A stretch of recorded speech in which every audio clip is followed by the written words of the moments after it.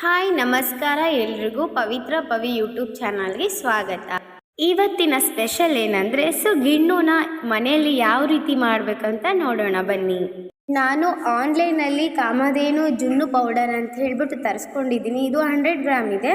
100 gram ಜುನ್ನು ಪೌಡರ್ಗೆ 1/2 litre ಹಾಲು ತೊಗೊಂಡಿದ್ದೀನಿ. ನಂದ first try ಇದೆ, ಯಾವ ಥರ ಬರುತ್ತೆ ಅಂತ ನೋಡಬೇಕು. ಸ್ವಲ್ಪ ಬೆಲ್ಲ ತೊಗೊಂಡಿದ್ದೀನಿ, ಸ್ವಲ್ಪ ಸಕ್ಕರೆ ರುಚಿಗೆ ತಕ್ಕಷ್ಟು, 2 ಏಲಕ್ಕಿ ತೊಗೊಂಡಿದ್ದೀನಿ. ಇಲ್ಲಿ ಒಂದು ಪಾತ್ರೆ ತೊಗೊಂಡಿದ್ದೀನಿ.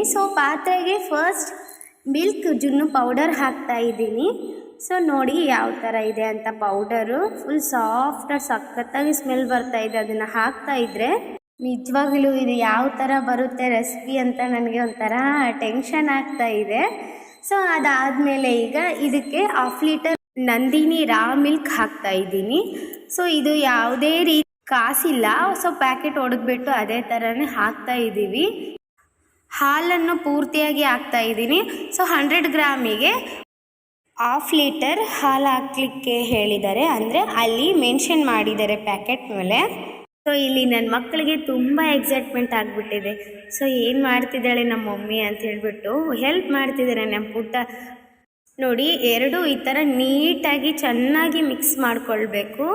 ನೋಡಿ ನನ್ನ ಮಗ ಯಾವ ಥರ ಅಡ್ಡ ಬರ್ತಿದ್ದಾನೆ, ಮಮ್ಮಿ ನಾನು ತಿರುಗಿಸ್ತೀನಿ ಕೊಡು ಮಮ್ಮಿ ಅದನ್ನು ಅಂತ ಹೇಳಿಬಿಟ್ಟು. ಇದನ್ನು ಈಗ ಚೆನ್ನಾಗಿ ಯಾವುದೇ ಥರ ಗಂಟಿಲ್ದಂಗೆ ನೀಟಾಗಿ ಎರಡು ಚೆನ್ನಾಗಿ ಮಿಕ್ಸ್ ಆಗೋ ಥರ ಫುಲ್ಲು ತಿರುಗಿಸ್ಕೋಬೇಕು.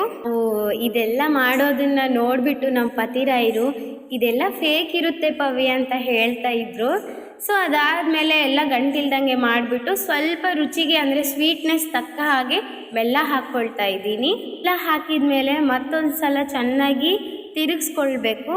ಸ್ವಲ್ಪ ನಿಮಗೆ ಬೆಲ್ಲದ ಜೊತೆಗೆ ಒಂದು ಸ್ವಲ್ಪನೇ ಸಕ್ಕರೆ ನೋಡಿ ಹಾಕ್ಕೊಳ್ಳಿ, ಇಲ್ಲ ಸ್ಕಿಪ್ ಮಾಡಿ ನಿಮಗೆ ಸಕ್ಕರೆ ಬೇಡ ಅಂದರೆ. ಈಗ ಇದಕ್ಕೆ ಯಾಲಕ್ಕಿನ ಸೇರಿಸ್ತಾ ಇದ್ದೀನಿ. 1-2 ಜಜ್ಜಿ ಇಟ್ಕೊಂಡಿದ್ದೆ. ಅದನ್ನು ಹಾಲಿ ಪುಡಿ ಎಲ್ಲ ಮಿಕ್ಸ್ ಮಾಡ್ಕೊಂಡು ಇಟ್ಕೊಂಡಿದ್ವಲ್ಲ, ಅದಕ್ಕೆ ಮಿಕ್ಸ್ ಮಾಡ್ಕೊಂಡು ಮತ್ತೆ ತಿರುಗಿಸ್ತಾ ಇದ್ದೀನಿ. ಎಲ್ಲ ಚೆನ್ನಾಗಿ ಎಲ್ಲನೂ ಹೊಂದ್ಕೋಬೇಕು. ಹಂಗಾಗಿ ಎಲ್ಲನೂ ತಿರುಗಿಸ್ಕೊತಾ ಇದ್ದೀನಿ. ಇದೆಲ್ಲನೂ ರೆಡಿ ಮಾಡ್ಕೊಂಡ್ಮೇಲೆ ಈಗ ಇರೋದು ನೆಕ್ಸ್ಟ್ ಟಾಸ್ಕ್. ಇಲ್ಲಿ ಪಾತ್ರೆಯಲ್ಲಿ ರೆಡಿ ಇರೋ ಎಲ್ಲ ಮಿಶ್ರಣವನ್ನು ಯಾವ ಥರ ನಾನು ಇಡ್ಲಿ ಪಾತ್ರೆ ತೊಗೊಂಡಿದ್ದೀನಿ. ನೋಡಿ, ನಾವು ಮಿಶ್ರಣ ಮಾಡಿರ್ತಕ್ಕಂಥ ಪಾತ್ರೆನ ಇಡ್ಲಿ ಪಾತ್ರೆಯಲ್ಲಿ ಸ್ವಲ್ಪ ನೀರು ಹಾಕಿಬಿಟ್ಟು ಹವೆಗೆ ಬೆನಿಬೇಕು. ಮಿಶ್ರಣದ ಪಾತ್ರೆಯನ್ನು ಕೆಲವರು ಡೈರೆಕ್ಟಾಗಿ ಒಲೆ ಮೇಲೆ ಇಟ್ಬಿಟ್ಟೆ ಮಾಡ್ತಾರೆ. ಆ ಥರ ಮಾಡಬಾರ್ದು. ಈ ಥರ ನೀರಿಂಗಲ್ಲಿ ಬೆನ್ನಿಸ್ಬೇಕು. ಮೋಮೋಸ್ ಯಾವ ಥರ ಸ್ಟೀಮ್ ಮಾಡಿಬಿಟ್ಟು ಮಾಡ್ತಾರಲ್ವ, ಅದೇ ಥರನೇ ಮಾಡಬೇಕು. ಇದು ಬಂದುಬಿಟ್ಟು ಒಂದು 15 to 20 ಮಿನಿಟ್ಸ್ ಸಣ್ಣ ಉರಿಯಲ್ಲೇ ಬೆನ್ಸ್ಕೋಬೇಕು. ಇಷ್ಟು ವೆಯ್ಟ್ ಮಾಡ್ತಾ ಇದ್ದೀವಿ ಯಾವಾಗುತ್ತೆ ಅಂತ ಹೇಳಿಬಿಟ್ಟು. ನಿಜ ಅಂದರೆ ನೋಡಿ, ಅಂತೂ ಇಂತೂ ನಮ್ಮ ಜುನ್ನು ತಯಾರಾಗಿದೆ. ಜುನ್ನು ಅಂದರೆ ತೆಲುಗಲ್ಲಿ ಜುನ್ನು ಅಂತಾರೆ, ಕನ್ನಡದಲ್ಲಿ ಗಿಣ್ಣು ಅಂತ ಕರೀತಾರೆ. ಗಿಣ್ಣು ರೆಡಿಯಾಗಿದೆ. ನೋಡಿ ಯಾವ ಥರ ಆಗಿದೆ ಅಂತ. ಇದು ರೂಮ್ ಟೆಂಪ್ರೇಚರ್ಗೆ ಆರಲಿಕ್ಕೆ ಬಿಡಬೇಕು. ಅದಾದಮೇಲೆ ಸ್ವಲ್ಪ ತಣ್ಣಗಾದಮೇಲೆ ಫ್ರಿಜ್ಜಲ್ಲಿ ಒಂದು 15 to 20 ಮಿನಿಟ್ಸ್ ಇಟ್ಬಿಟ್ಟು ತಣ್ಣಗಾದಮೇಲೆ ಸರ್ವ್ ಮಾಡ್ತಾ ಇದ್ದೀನಿ. ನೋಡಿ ಯಾವ ಥರ ಬಂದಿದೆ ಅಂತ. ಇದೇನು ವಾಟರ್ ಇದೆ ಅಂತ ಯೋಚನೆ ಮಾಡಬೇಡಿ. ಇದು ಬೆಲ್ಲ ಮತ್ತು ಹಾಲು ಮಿಕ್ಸ್ ಇದೆ ಅಲ್ವಾ, ಹಂಗಾಗಿ ನೀರು ಬಿಟ್ಕೊಂಡಿದೆ ಅಷ್ಟೇ. ಅದೂ ಸೂಪರಾಗಿ ಟೇಸ್ಟ್ ಇದೆ. ನಮಗಂತೂ ಸೂಪರಾಗಿ ಇಷ್ಟ ಆಯ್ತು ರೀ. ಅಷ್ಟು ಚೆನ್ನಾಗಾಗಿದೆ ಗಿಣ್ಣು.